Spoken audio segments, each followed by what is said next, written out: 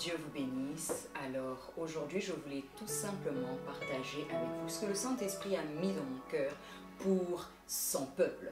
Alors, les choses qu'il ne faut pas faire en 2021. La première des choses à ne pas faire, c'est négliger son intimité avec le Saint-Esprit. Vous savez, tous les jours, je reçois des messages. Comment faire telle chose? Je suis dans quelle saison? Comment savoir ceci? Comment savoir cela? Alors que la réponse se trouve dans le Saint-Esprit. Avoir une intimité profonde avec lui. Cela veut dire prendre le temps de parler avec lui, lui poser des questions, lui donner une place importante dans votre vie. Arrêtez un peu de toujours aller déranger les prophètes, déranger les pasteurs, déranger les évangélistes pour poser des questions telles que comment connaître mon appel, comment connaître mon ministère. Vous-même, recherchez une intimité avec le Saint-Esprit pour avoir les réponses nécessaires en ce qui concerne votre vie et votre destinée. Vous savez, beaucoup de gens négligent le Saint-Esprit, beaucoup de gens ne lui accordent même pas une place importante dans leur vie et puis ils sont désorientés alors que la réponse se trouve en lui. Donnez-lui la place la plus importante dans votre vie, c'est-à-dire pas la première place, pas la deuxième place, pas la troisième place, mais toute la place. Considérez le Saint-Esprit. Dès que vous vous réveillez le matin, parlez-lui. Au milieu de votre journée, parlez-lui.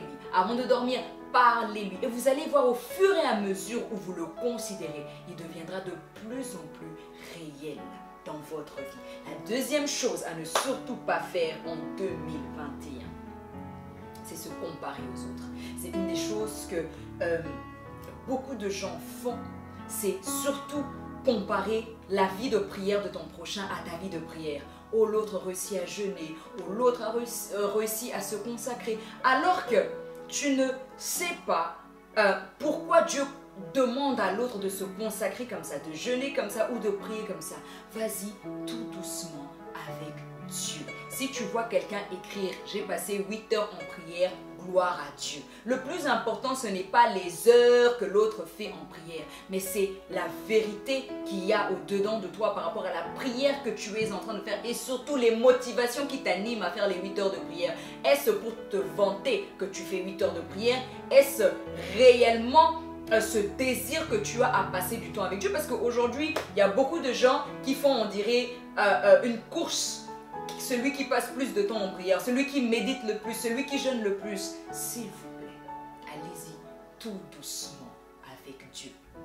Et des choses à ne pas aussi faire en ce qui concerne la comparaison, c'est en ce qui concerne les relations amoureuses. L'autre est déjà marié, moi je ne suis pas encore mariée. L'autre a déjà son diplôme, moi je n'ai pas encore mon diplôme. L'autre a déjà des enfants, moi je n'ai pas encore des enfants. Écoutez, Dieu avance avec vous selon son temps. Permettez au Saint-Esprit d'aller avec vous selon son temps.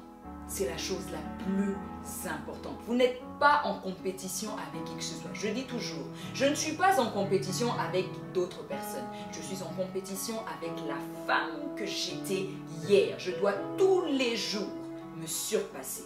Alors, la troisième des choses, et je pense que ce sera l'avant-dernière des choses que j'aimerais partager avec vous, c'est procrastiner. Repousser à hier ce que tu peux faire maintenant. Vous savez, j'ai énormément lutté avec ça et des fois même encore je lutte avec ça et je prie par la grâce de Dieu moi-même d'être délivré de ça en 2021. C'est que des fois on repousse les choses. Non, demain, demain, demain, demain, demain. Et puis on se retrouve, le mois est fini et on n'a rien fait. Alors des fois tu n'as pas besoin de motivation, tu as juste besoin de discipline.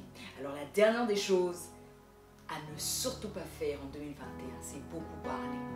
Au lieu de parler, agissez.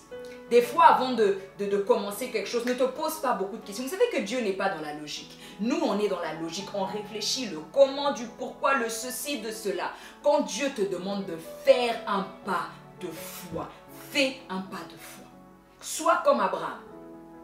Fais un pas de foi, obéis à la voix du Saint-Esprit qui te parle et fonce. N'attends pas l'approbation des hommes.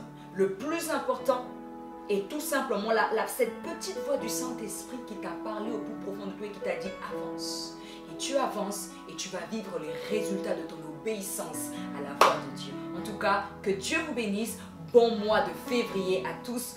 Toujours dans la présence de Dieu, toujours dans la prière. Comme j'ai dit, c'est un temps où nous devons prier et encore prier sans pour autant négliger notre intimité avec le Saint-Esprit. Dieu vous garde et à très bientôt.